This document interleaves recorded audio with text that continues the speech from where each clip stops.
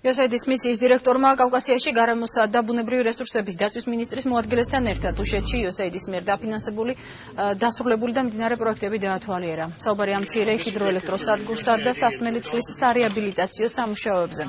ასევე ვიზიტის ფარგლებში გახსნეს წყალშემკრები აუზების მართვის ეკოკლუბების მიერ მოწყობილი ეკობანაკი თუშეთის ეროვნულ პარკში.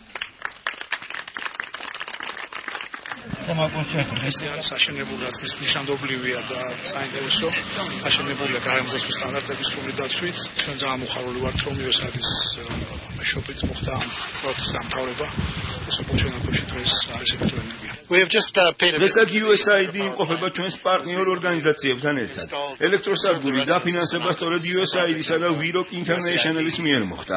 სადგურის მეშვეობით სოფელ შენაქოსა და მის მიმდებარე ტერიტორიას პირველად მიეწოდა ელექტროენერგია. სწორედ ამიტომ ეს პროექტი ძალიან მნიშვნელოვანია.